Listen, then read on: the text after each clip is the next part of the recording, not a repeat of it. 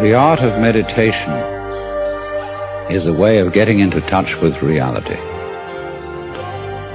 And the reason for it is that most civilized people are out of touch with reality because they confuse the world as it is with the world as they think about it and talk about it and describe it. For on the one hand, there is the real world, and on the other, a whole system of symbols about that world which we have in our minds. These are very, very useful symbols. All civilization depends on them. But like all good things, they have their disadvantages. And the principal disadvantage of symbols is that we confuse them with reality, just as we confuse money with actual wealth, and our names about ourselves, our ideas of ourselves, our images of ourselves with ourselves. Now, of course, reality, from a philosopher's point of view, is a dangerous word. A philosopher will ask me, what do I mean by reality? Am I talking about the physical world of nature? Or am I talking about a spiritual world? Or what? And to that I have a very simple answer. When we talk about the material world, that is actually a philosophical concept. So in the same way, if I say that reality is spiritual, that's also a philosophical concept.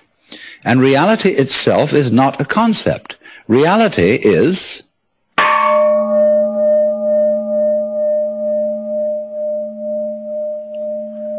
and we won't give it a name.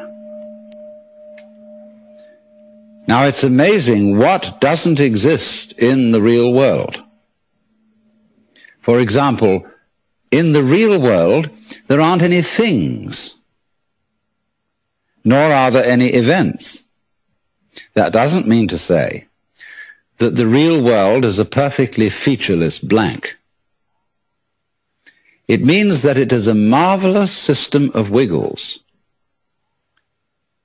in which we descry things and events in the same way as we would project images on a Rorschach blot or pick out particular groups of stars in the sky and call them constellations, as if they were separate groups of stars. Well, they're groups of stars in the mind's eye, in our system of concepts. They are not out there as constellations already grouped in the sky. So in the same way, the difference between myself and all the rest of the universe is nothing more than an idea. It is not a real difference. And meditation is the way in which we come to feel our basic inseparability from the whole universe.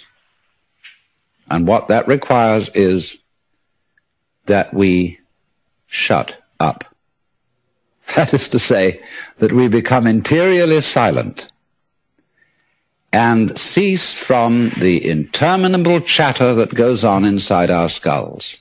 Because, you see, most of us think compulsively all the time. That is to say, we talk to ourselves. And I remember when I was a boy, we had a common saying, talking to yourself is the first sign of madness. Now, obviously, if I talk all the time, I don't hear what anyone else has to say. And so in exactly the same way, if I think all the time, that is to say, if I talk to myself all the time, I don't have anything to think about except thoughts. And therefore I'm living entirely in the world of symbols, and I'm never in relationship with reality. All right, now that's the first basic reason for meditation. But there is another sense, and this is going to be a little bit more difficult to understand, why we could say that meditation doesn't have a reason. or doesn't have a purpose. And in this respect, it's unlike almost all other things that we do, except perhaps making music and dancing. Because when we make music, we don't do it in order to reach a certain point, such as the end of the composition. If that were the purpose of music, to get to the end of the piece, then obviously the fastest players would be the best. And so likewise, when we are dancing, we are not aiming to arrive at a particular place on the floor, as we would be if we were taking a journey. When we dance, the journey itself is the point. When we play music, the playing itself is the point. And exactly the same thing is true in meditation. Meditation is the discovery that the point of life is always arrived at in the immediate moment. And therefore, if you meditate for an ulterior motive, that is to say, to improve your mind, to improve your character, to be more efficient in life, you've got your eye on the future and you are not meditating. Because the future is a concept. It doesn't exist. As the proverb says, tomorrow never comes. There is no such thing as tomorrow. There never will be, because time is always now. And that's one of the things we discover when we stop talking to ourselves and stop thinking. We find there is only a present, only an eternal now. So, it's funny then, isn't it, that one meditates for no reason at all, except we could say for the enjoyment of it. And here I would interpose the essential principle that meditation is supposed to be fun. It's not something you do as a grim duty. The trouble with religion as we know it is that it is so mixed up with grim duties. We do it because it's good for you. It's a kind of self-punishment. Well, meditation, when correctly done, has nothing to do with all that. It's a kind of digging the present. It's a kind of grooving with the eternal now. And brings us into a state of peace where we can understand that the point of life, the place where it's at, is simply here and now. Well, now, in the art of meditation, there are various props, supports. One thing that we are going to use as a means of stilling chatter in the mind is pure sound. And for that reason, it's useful to have a gong. This is a Japanese Buddhist gong made of bronze and shaped like a bowl. If you don't have one of these, you can get the rounded end of an oxygen tank. Have a machinist saw it off roughly into the shape of a bowl and use that. Or you can use your own voice, chanting. Another prop in meditation is the use of incense. And that is because the sense of smell is our repressed sense. And because it's our repressed sense, it has a very powerful influence on us. And therefore we associate certain smells with certain states of mind.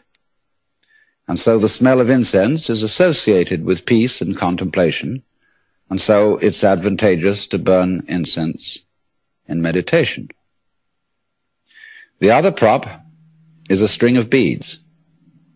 And these beads are used in meditation for an unconscious method of timing yourself.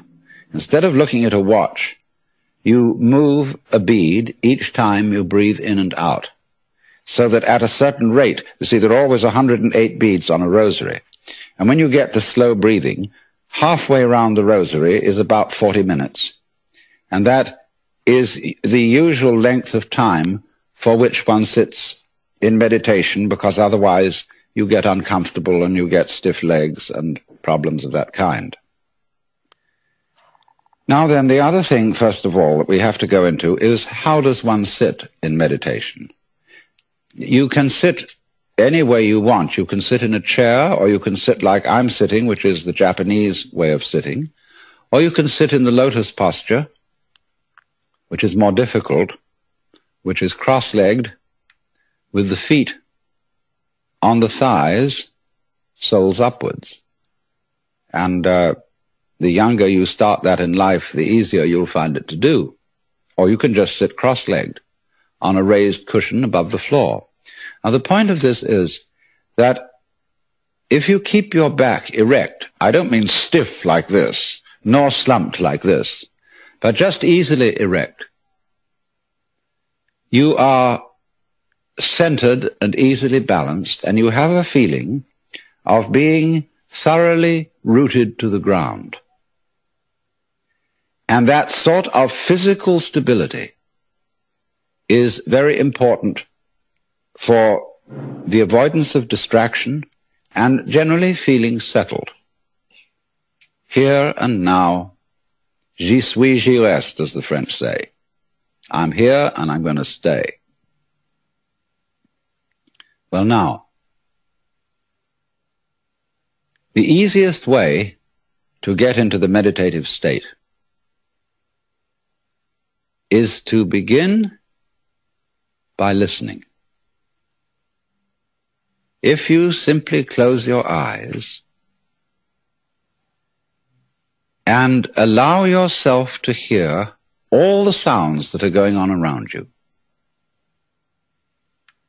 just listen to the general hum and buzz of the world as if you were listening to music. Don't try to identify the sounds you're hearing. Don't put names on them.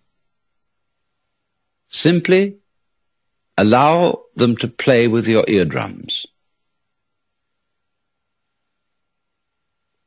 And let them go. In other words, you could put it, let your ears hear whatever they want to hear. Don't judge the sounds. There are no, as it were, proper sounds or improper sounds, and it doesn't matter if somebody coughs or sneezes or drops something. It's all just sound. And if I am talking to you right now and you're doing this, I want you to listen to the sound of my voice just as if it were noise. Don't try to make any sense out of what I'm saying, because your brain will take care of that automatically. You don't have to try to understand anything. Just listen to the sound. As you pursue that experiment, you will very naturally find that you can't help naming sounds, identifying them, that you will go on thinking, that is to say, talking to yourself inside your head automatically. But it's important that you don't try to repress those thoughts by forcing them out of your mind, because that will have precisely the same effect as if you were trying to smooth rough water with a flat iron. You're just going to disturb it all the more. What you do is this. As you hear sounds coming up in your head, thoughts, you simply listen to them as part of the general noise going on, just as you would be listening to the sound of my voice, or just as you would be listening to cars going by or to birds chattering outside the window. So look at your own thoughts as just noises. And soon you will find that the so-called outside world and the so-called inside world come together. They are a happening. Your thoughts are a happening, just like the sounds going on outside. And everything is simply a happening, and all you're doing is watching it.